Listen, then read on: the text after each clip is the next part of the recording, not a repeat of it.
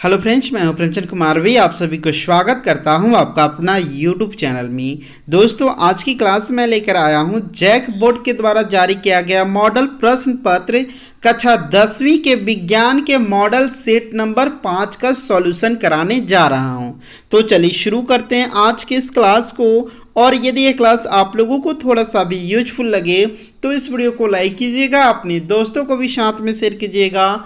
और यदि आप हमारे चैनल पे पहली बार विजिट करें तो हमारे चैनल को सब्सक्राइब कर बेल आइकन को प्रेस कर ऑल बटन दबा देना, ताकि मैं जब भी इसी तरह वीडियो अपलोड करूं तो आप तक नोटिफिकेशन मिल सके। तो चलिए शुरू करते हैं आज के इस क्लास को।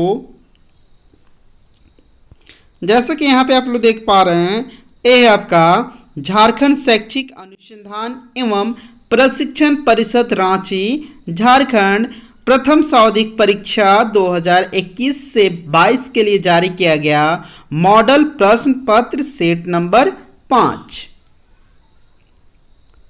तो ये है आपका क्वेश्चन नंबर 1। प्रकाश की किरणें गमन करती है।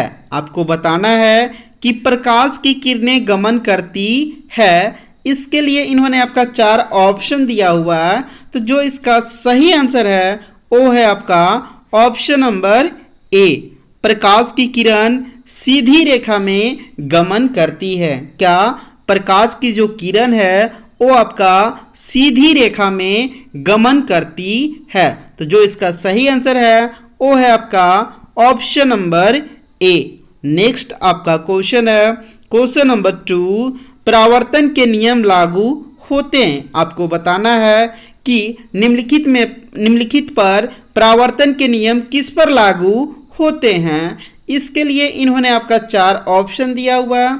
तो जो इसका सही आंसर है वो है आपका ऑप्शन नंबर डी। परावर्तन के नियम किस पे लागू होते हैं? तो परावर्तन के नियम लागू होते हैं सभी परावर्तक पृष्ठों पर लागू होते हैं। तो जो इसका सही आंसर होगा वो है आपका ऑप्शन नंबर डी। नेक्स्ट आपका क्वेश्चन है क्वेश्चन नंबर 3। क्वेश्चन नंबर 3 है किसी गोलीय दर्पण की फोकस दूरी उसकी वक्रता त्रिज्या की क्या होती है। यहाँ पे आपको बताना है कि किसी गोलीय दर्पण की जो फोकस दूरी होती है वो आपका उसकी वक्रता त्रिज्या की क्या होती है। आधी होती है, दुगनी होती है, 3 गुनी होती है या चौथाई होती है। इसके लिए इन्होंने आपका 4 ऑप्शन दिया हुआ। तो जो इसका सही आंसर है वो है आपका ऑप्शन नंबर ए। किसी गोलीय दर्पण की फोकस दूरी उसकी वक्रता त्रिज्या की आधी होती है। क्या होती है? किसी गोलीय दर्पण की फोकस जो दूरी होती है उसकी वक्रता त्रिज्या की आधी होती है। तो ये क्वेश्चन आप लोगों के लिए काफ़ी महत्वपूर्ण है। इस क्वेश्चन पर आप लोगों को क्या मैथमेटिकल क्वेश्चन भी पूछा जाता है। जैसे यहाँ पे देख पा रहे हैं क्वेश्चन नंबर 4 में सेम क्वेश्चन नंबर 3 के आधार पे आपका क्वेश्चन नंबर 4 बन जाएगा। जैसे यहाँ पे आप लोग देख पा रहे हैं क्वेश्चन नंबर 4 है एक गोलीय दर्पण की वक्रता त्रिज्या दिया हुआ है 20 सेंटीमीटर। तो इसकी फोकस दूरी क्या होगी? क्या दिया हुआ है? एक गोलीय दर्पण की वक्रता त्रिज्या यहाँ पे आपका 20 सेंटीमीटर दिया हुआ है। तो उसकी फोकस दूरी क्या होगी? तो हम लोग जानते हैं कि एक गोलीय दर्पण की जब वक्रता त्रिज्या दिया रहता है तो उसकी फोकस दूरी क्या होती है? तो जो उसका फोकस दूरी होता है जो उसका वक्रता त्रिज्या का आधी होती है। या फिर हम इस प्रकार कह सकते हैं कि एफ बराबर क्या होता है? r/2 होता है। तो यहाँ पे वक्रता त्रिज्या यानी r हो गया कितना? 20 और यहाँ पे आपका हो गया 2। तो ये दोनों कैंसिल हो गया। तो इसका मान कितना हो जाएगा? 10 हो जाएगा। तो यहाँ पे आपको याद रखना है कि यदि आपका गोलीय दर्पण की वक्रता त्रिज्या दिया हुआ है तो आपको फोकस दूरी इस फॉर्मूला के माध्यम से आप निकाल सकते हैं f बराबर r/2। तो इसका क्या आंसर हो जाएगा? तो जो इसका सही आंसर हो जाएगा वो आपका होगा ऑप्शन नंबर बी 10 सेंटीमीटर। क्या? तो देखिए क्वेश्चन नंबर 3 के आधार पे क्वेश्चन नंबर 4 था। क्वेश्चन नंबर 3 क्या था? किसी गोलीय दर्पण की फोकस दूरी उसकी वक्रता त्रिज्या की क्या होती है। तो किसी गोलीय दर्पण की जो फोकस दूरी होती है उसकी वक्रता त्रिज्या की आधी होती है। इसी के आधार पे यहाँ पे आपका क्वेश्चन दिया था कि ये गोलीय दर्पण की वक्रता त्रिज्या यहाँ पे 20 सेंटीमीटर है, तो उसका जो फोकस दूरी क्या होगी, तो हम लोग जानते हैं कि फोकस दूरी वक्रता त्रिज्या की आधी होती है। तो यहाँ पे वक्रता त्रिज्या 20 सेंटीमीटर है, तो उसका फोकस दूरी आधी हो जाएगी। 20 का आधा कितना हो जाएगा, 10 सेंटीमीटर हो जाएगा। या फिर आप डायरेक्ट इस फार्मूला पर बैठा के निकाल सकते हैं, F बराबर R/2। नेक्स्ट यहाँ पे आपका क्वेश्चन दिया हुआ है, क्वेश्चन नंबर 5। जब वस्तु अवतल दर्पण के वक्रता केंद्र C पर हो तो प्रतिबिंब कहाँ बनेगा। आपको बताना है कि जब वस्तु अवतल दर्पण के वक्रता केंद्र C पर हो तो प्रतिबिंब कहाँ बनेगा। इसके लिए इन्होंने आपका 4 ऑप्शन दिया हुआ है, तो जो इसका सही आंसर है वो है आपका ऑप्शन नंबर ए। जब वस्तु अवतल दर्पण के वक्रता केंद्र C पर हो तो प्रतिबिंब कहाँ बनेगा, C पर प्रतिबिंब बनेगा। नेक्स्ट यहाँ पे आपका क्वेश्चन है, क्वेश्चन नंबर 6। अवतल दर्पण में वस्तु का प्रतिबिंब होता है, कैसा होता है ये आपको बताना है। किसमें, अवतल दर्पण में जो वस्तु का प्रतिबिंब होता है वो कैसा होता है, आभासी होता है, वास्तविक होता है, या ए और बी दोनों होता है, या कोई नहीं होता है। इसके लिए इन्होंने आपका 4 ऑप्शन दिया हुआ है, तो जो इसका सही आंसर है वो है आपका ऑप्शन नंबर सी। अवतल दर्पण में वस्तु का जो प्रतिबिंब होता है वो आपका आभासी होता है और वास्तविक होता है, ए और बी दोनों होता है। नेक्स्ट यहाँ पे आपका क्वेश्चन है, क्वेश्चन नंबर 7। क्वेश्चन नंबर 7 है, वाहनों के पचस्थ दृश्य दर्पण के रूप में किस दर्पण का उपयोग किया जाता है। इसके लिए इन्होंने आपका 4 ऑप्शन दिया हुआ है, तो जो इसका सही आंसर है वो है आपका ऑप्शन नंबर बी। उत्तल दर्पण का उपयोग किया जाता है, और यह क्वेश्चन एग्जाम के दृष्टिकोण से काफी महत्वपूर्ण है। नेक्स्ट यहाँ पे आपका क्वेश्चन है, क्वेश्चन नंबर 8। क्वेश्चन नंबर 8 है, सोलर कुकर में किस गोलीय दर्पण का उपयोग किया जाता है। किसमें, सोलर कुकर में किस गोलीय दर्पण का उपयोग किया जाता है। इसके लिए इन्होंने आपका 4 ऑप्शन दिया हुआ है, तो जो इसका सही आंसर है वो है आपका option number A. Solar cooker में अवतल दर्पण का उपयोग किया जाता है। कौन सा दर्पण का, तो सोलर कुकर में अवतल दर्पण का उपयोग किया जाता है। नेक्स्ट यहाँ पे आपका क्वेश्चन है, क्वेश्चन नंबर 9। क्वेश्चन नंबर 9 है, किसी गोलीय दर्पण तथा किसी पतले गोलीय लेंस दोनों की फोकस दूरी -15 सेंटीमीटर है। दर्पण लेंस की संभवतः है, ये आपको बताना है कि किसी गोलीय दर्पण तथा किसी पतले गोलीय लेंस दोनों की जो फोकस दूरी है वो आपका कितना दिया हुआ है, -15 सेंटीमीटर है। तो आपको बताना है कि दर्पण लेंस संभवतः क्या होगी, दोनों अवतल होगा या दोनों उत्तल होगा, या दर्पण अवतल तथा लेंस उत्तल होगा, या दर्पण उत्तल तथा लेंस अवतल होगा। इसके लिए इन्होंने आपका 4 ऑप्शन दिया हुआ है, तो देखिए जो इसका सही आंसर है वो है आपका ऑप्शन नंबर ए। दोनों क्या होंगे, अवतल होंगे। नेक्स्ट आपका क्वेश्चन है, क्वेश्चन नंबर 10। किसी लेंस की क्षमता और उसकी फोकस दूरी में क्या संबंध है। आपको बताना है कि किसी लेंस की क्षमता में क्या, किसी लेंस की क्षमता और उसकी जो फोकस दूरी में है उसमें क्या संबंध है। इसके लिए इन्होंने आपका 4 ऑप्शन दिया हुआ है, तो जो इसका सही आंसर है वो है आपका ऑप्शन नंबर ए। किसी लेंस की क्षमता और उसकी फोकस दूरी में क्या संबंध है, तो वो है आपका फी बराबर 1/f। नेक्स्ट आपका क्वेश्चन है, क्वेश्चन नंबर 11। क्वेश्चन नंबर 11 है, लेंस का आवर्धन का व्यंजक लिखे। आपको बताना है कि लेंस के आवर्धन का व्यंजक लिखे। इसके लिए इन्होंने आपका 4 ऑप्शन दिया हुआ है। तो जो इसका सही आंसर है वो है आपका ऑप्शन नंबर डी। नेक्स्ट यहां पे आपका क्वेश्चन है क्वेश्चन नंबर 12। क्वेश्चन नंबर 12 है समान दृष्टि के वयस्क के लिए सुस्पष्ट, यहाँ पे क्या लिखा हुआ है कि सामान्य, जैसे यहाँ पे आप लोग देख पा रहे हैं यहाँ पे लिखा हुआ है कि समान दृष्टि के वयस्क के लिए सुस्पष्ट दर्शन की अधिकतम दूरी या न्यूनतम दूरी क्या है। इसके लिए इन्होंने आपका 4 ऑप्शन दिया हुआ है।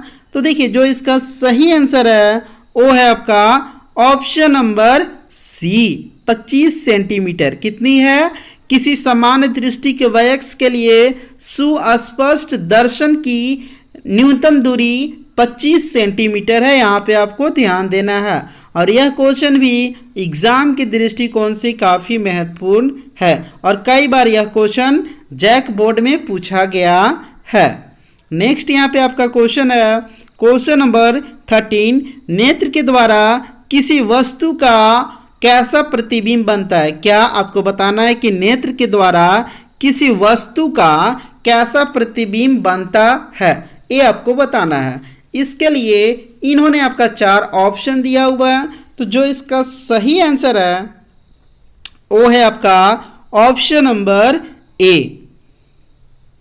नेत्र के द्वारा किसी वस्तु का जो प्रतिबिंब बनता है वास्तविक एवं उल्टा प्रतिबिंब बनता है। नेक्स्ट आपका क्वेश्चन है क्वेश्चन नंबर 14। क्वेश्चन नंबर 14 है निम्नलिखित में से किस अभिक्रिया में 2 अलग अलग परमाणु या परमाणुओं के समूह का आपस में आदान प्रदान होता है। क्वेश्चन क्या है कि निम्नलिखित में से किस अभिक्रिया में दो अलग अलग अणु या परमाणुओं के समूह आपस में आदान प्रदान होते हैं। संयोजन, वियोजन, विस्थापन या द्विविस्थापन। इसके लिए इन्होंने आपका 4 ऑप्शन दिया हुआ। तो देखिए जो इसका सही आंसर है वो है आपका ऑप्शन नंबर डी द्विविस्थापन। नेक्स्ट आपका क्वेश्चन है क्वेश्चन नंबर 15। क्वेश्चन नंबर 15 है रासायनिक अभिक्रिया को संतुलित किस नियम के आधार पर किया जाता है। आपको बताना है कि रासायनिक अभिक्रिया को जो हम लोग संतुलित करते हैं उसको किस नियम के आधार पे किया जाता है, ये आपको बताना है। इसके लिए इन्होंने आपका 4 ऑप्शन दिया हुआ। तो जो इसका सही आंसर है वो है आपका ऑप्शन नंबर ए। रासायनिक अभिक्रिया को संतुलन किस नियम के आधार पे किया जाता है? तो रासायनिक अभिक्रिया को संतुलन द्रव्यमान संरक्षण के नियम के आधार पर किया जाता है। नेक्स्ट यहाँ पे आपका क्वेश्चन है क्वेश्चन नंबर 16। क्वेश्चन नंबर 16 है उपचयन। क्या? उपचयन। इसके लिए इन्होंने आपका 4 ऑप्शन दिया हुआ है। तो जो इसका सही आंसर है वो है आपका ऑप्शन नंबर ए। क्या है? उपचयन में ऑक्सीजन की वृद्धि होती है। क्या होती है? उपचयन में ऑक्सीजन की वृद्धि होती है। नेक्स्ट यहाँ पे आपका क्वेश्चन है क्वेश्चन नंबर 17 एक्स पदार्थ के विलयन का उपयोग सफेदी करने में होता है। तो आपको बताना है कि एक्स का क्या नाम है। यहाँ पे आपका क्वेश्चन दिया हुआ है कि कोई एक्स पदार्थ है जो कि विलयन का उपयोग सफेदी करने में होता है, तो उस एक्स पदार्थ का नाम क्या है। इसके लिए इन्होंने आपका 4 ऑप्शन दिया हुआ। तो देखिए जो इसका सही आंसर है वो है आपका option number B calcium oxide. और ये भी आपका एग्जाम जैक बोर्ड में कई बार पूछ चुका है। नेक्स्ट यहाँ पे आपका क्वेश्चन है क्वेश्चन नंबर 18 धातु के ऑक्साइड की प्रकृति क्या होती है। किसकी? आपको बताना है कि धातु के ऑक्साइड की प्रकृति क्या होती है या कैसी होती है। अम्लीय होती है, क्षारीय होती है या उदासीन होती है या लवणीय होती है। तो जो इसका सही आंसर है वो है आपका ऑप्शन नंबर बी धातु के ऑक्साइड की प्रकृति क्षारीय होती है। नेक्स्ट यहाँ पे आपका क्वेश्चन है, क्वेश्चन नंबर 19, दिया गया चित्र क्या दर्शाता है। यहाँ पे आपको बताना है कि जो दिया गया चित्र है ये चित्र क्या दर्शाता है। इसके लिए इन्होंने आपका 4 ऑप्शन दिया हुआ है, तो जो इसका सही आंसर है वो है आपका ऑप्शन नंबर बी। सांद्र अम्ल क्षारक वाले बर्तन में लगा चेतावनी को दर्शाता है। नेक्स्ट यहाँ पे आपका क्वेश्चन है, क्वेश्चन नंबर 20, क्षारक में जल घुलकर कौन आयन प्रदान करता है। क्या क्षारक जल में घुलकर कौन आयन प्रदान करता है। इसके लिए इन्होंने आपका 4 ऑप्शन दिया हुआ, तो जो इसका सही आंसर है वो है आपका ऑप्शन नंबर ए। नेक्स्ट आपका क्वेश्चन है, क्वेश्चन नंबर 21, अम्ल धातु के साथ अभिक्रिया करके कौन सी गैस निकलती है। आपको बताना है कि अम्ल धातु के साथ अभिक्रिया करके कौन सी गैस निकलती है। इसके लिए इन्होंने आपका 4 ऑप्शन दिया हुआ है, तो देखिए जो इसका सही आंसर है वो है आपका ऑप्शन नंबर ए। अम्ल धातु के साथ अभिक्रिया करके हाइड्रोजन गैस निकलती है। कौन सी गैस निकलती है? हाइड्रोजन गैस निकलती है। नेक्स्ट आपका क्वेश्चन है, क्वेश्चन नंबर 22। क्वेश्चन नंबर 22 है, क्लोर क्षार प्रक्रम से किस पदार्थ का निर्माण होता है। किससे आपको बताना है कि क्लोर क्षार पदार्थ प्रक्रम से, क्वेश्चन है कि क्लोर क्षार प्रक्रम से किस पदार्थ का निर्माण होता है। इसके लिए इन्होंने आपका 4 ऑप्शन दिया हुआ है, तो जो इसका सही आंसर है वो है आपका option number A, sodium hydroxide का निर्माण होता है। किसका? सोडियम हाइड्रोक्साइड का निर्माण होता है। किससे? क्लोर क्षार प्रक्रम से। नेक्स्ट यहाँ पे आपका क्वेश्चन है, क्वेश्चन नंबर 23।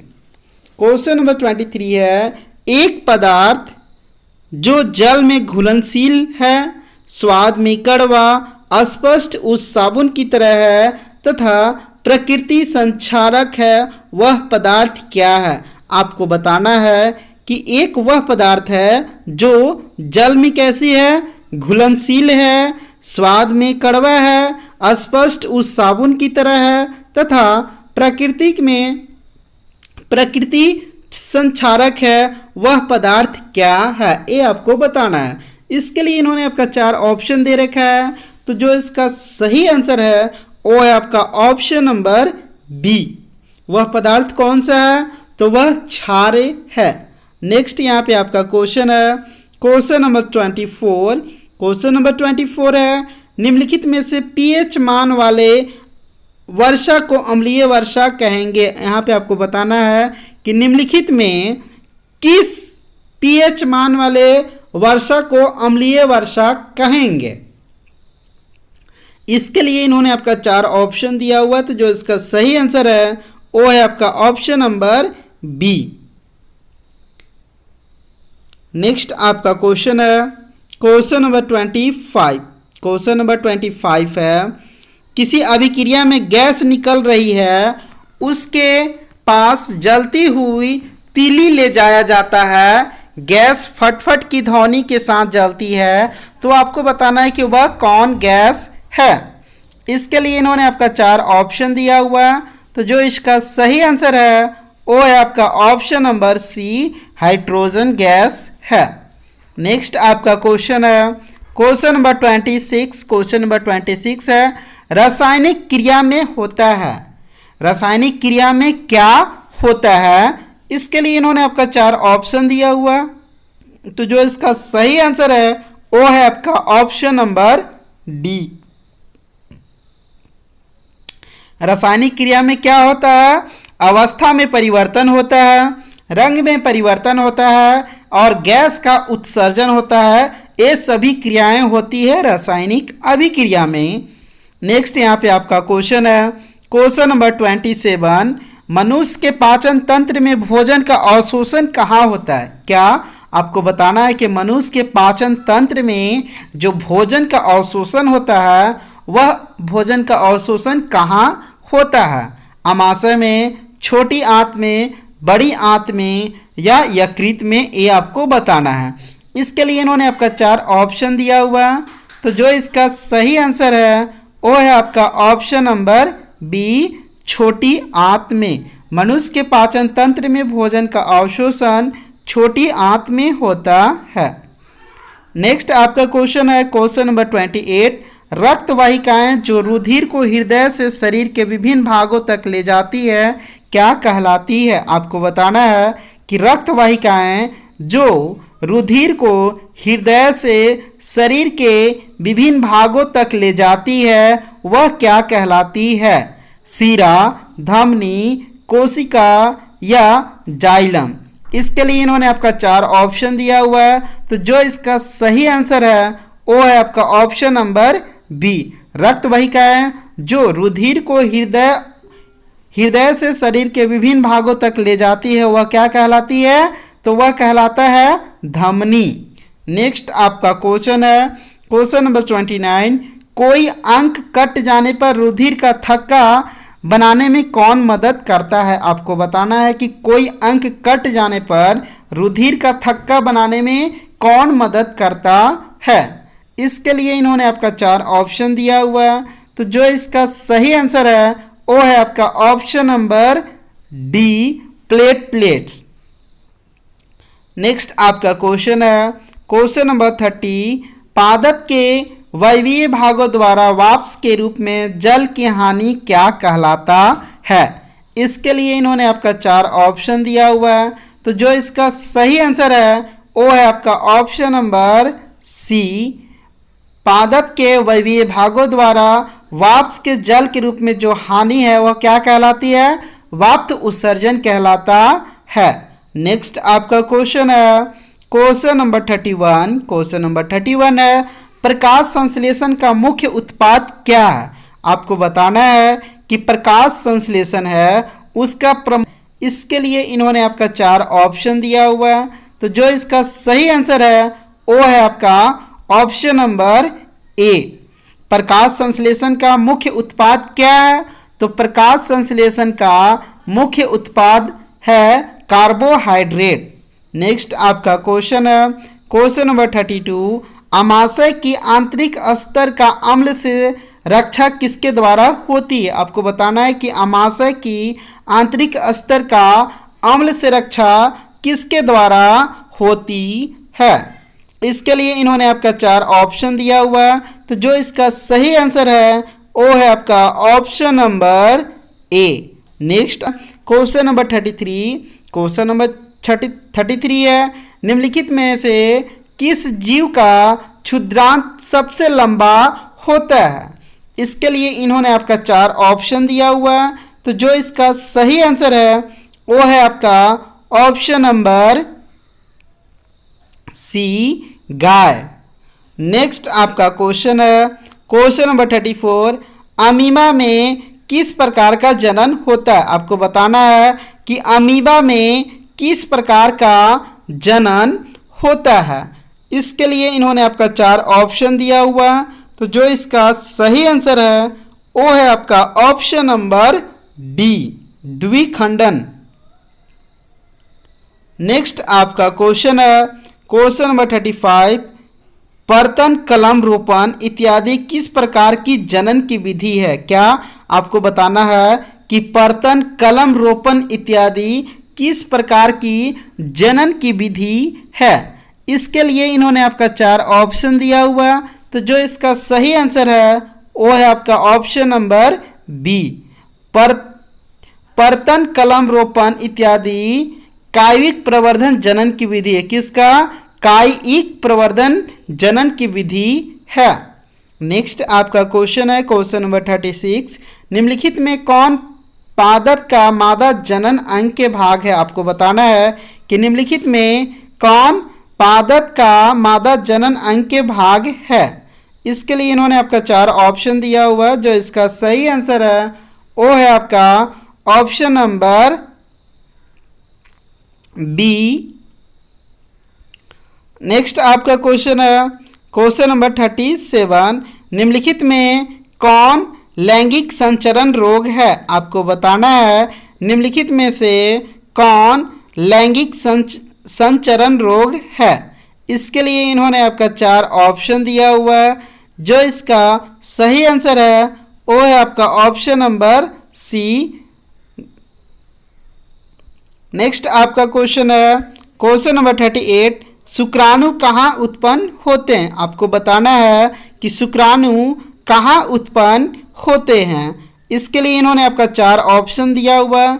तो जो इसका सही आंसर है वो है आपका ऑप्शन नंबर सी।